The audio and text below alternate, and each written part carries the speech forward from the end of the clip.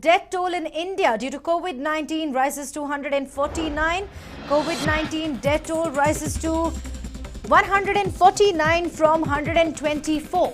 Maharashtra worst hit due to COVID-19 pandemic. 64 deaths reported from the state alone. 1,018 cases of COVID-19 reported from Maharashtra. After Maharashtra, Tamil Nadu remains the worst affected. 690 cases of COVID-19 reported from the state. This is the big news we're currently tracking at this moment for all the Newsline viewers who have just joined in. Now here, alarming numbers coming in light. Active cases of COVID-19 in India stand at 4,643. 401 people have been discharged. Let's go across to my colleague Ashish Parikh, who joins us live with more inputs on it from the newsroom. Well, Ashish, even though the central government has implemented a strict 21-day lockdown due to the increasing number of cases, the numbers, however, seem to be spreading like wildfire. Question is, are we doing enough?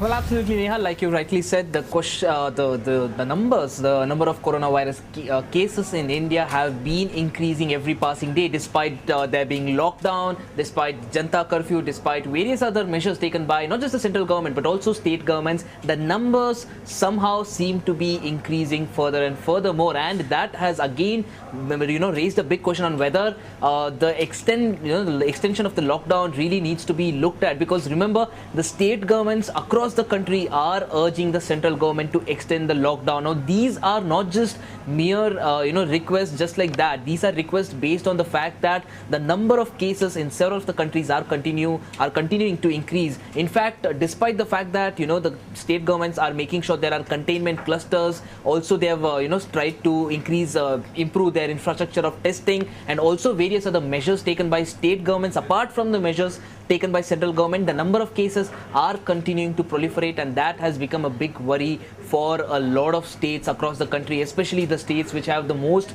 number of hotspots. For example, we're talking about Maharashtra, we're talking about Tamil Nadu, we're talking about Kerala, we're talking about Karnataka as well, wherein you have a lot of cases now coming up, especially after the Nizamuddin incident. So clearly this is something that needs to be looked at. And also remember, Prime Minister Narendra Modi has called for an all-party meeting. Now this is extremely crucial, because possibility of discussing about the extension of lockdown is something that will be looked at for sure in this meeting, because the fact that he's called for an all-party meeting just before the possible cabinet meeting which could discuss about the extension of lockdown clearly gives an indication that a lockdown might be on the cards. Now, this is mere speculation at the moment, but having said that, this is a real possibility, because one, you got the rising number of cases. On the other hand, you got a lot of people defying lockdown all across the country, despite all of the suggestions by the government, despite the Prime Minister of the country folding his hands and requesting everyone to stay at homes. You still have markets being thronged by hundreds and thousands of people. In fact, you don't have to look anywhere else. You don't have to go into small towns or hamlets. In fact, city like Bengaluru, you have KR market, you have the Kalasipalya market, you have the Yeshwantpur APMC. All of these places, despite there being restrictions, people are still thronging these markets, which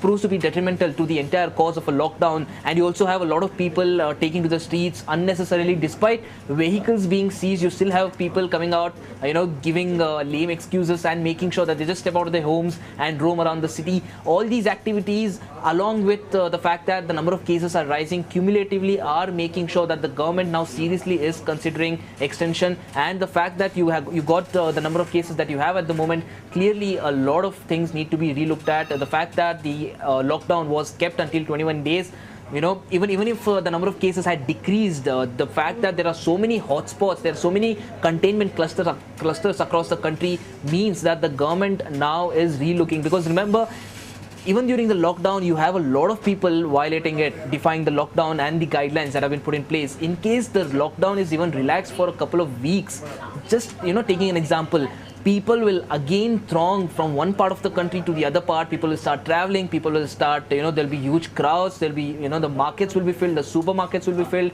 And you'd have a lot of activity going on, which would mean that the cases would proliferate further. So this is something that the government needs to consider. This is something that the government needs to remember before even thinking about relaxing the lockdown, because all of the efforts that they've put for the past 21 days would be undone if it is relaxed and if people, do not take the relaxation and the fact that the situation, the COVID-19 situation in the country is, the number of cases are proliferating. All of this people are still not taking seriously despite us reaching the fag end of the lockdown. So this is something that the government needs to consider, and these numbers are only a reflection of how seriously we are taking this situation as a country. Not everyone needs to be blamed, but the fact that a few people still are traveling around, still are not getting themselves tested despite having contact history and travel history, despite the authorities requesting them to surrender, in fact even attacking the authorities. So all of these factors need to be checked in, and the extension of the lockdown again becomes more and more strong with all of these cases and all of these numbers that are popping up every passing day. That's right, Ashish. Now, India is somewhere between stage 2 and stage 3. Stage 3 is when we enter community transmission. Now, having said that, there are many people with no travel background who have tested positive, like we've been discussing throughout. Do we have any information on the travel history of these 25 patients who have succumbed, or is it also a case of community transmission?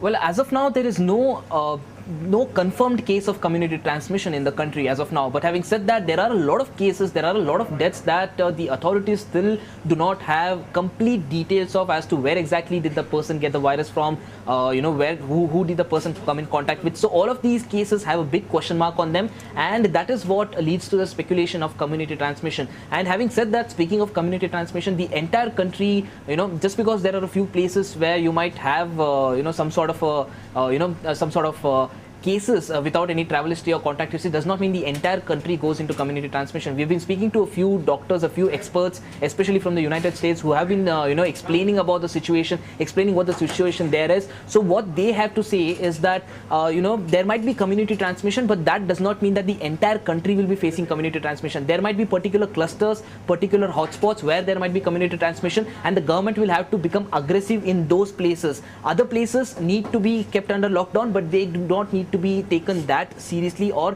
there need not be an aggressive approach to those places. But all of the resources, all of the aggression that the government would put out during this pandemic should be at places where there might be possible community transmission and possible increase in cases. For example, Bhilwara in Rajasthan had really increased its activity. The authorities there and also the district administration ramped up their efforts, and that is why you have this model called as the Bhilwara model now doing the rounds across the country. So the solution as of now looks like the government especially needs to focus on the clusters that are now coming out, the clusters where you have more and more positive cases coming in, and those clusters need to be it needs to be made sure that those clusters do not really exceed and does not really get into a situation where it spreads throughout the country, because then, given our population, given the density of population that we have, and given how small the country is, and coming back to the density, it would become really, really difficult for the doctors and the authorities. And adding to that, the resources,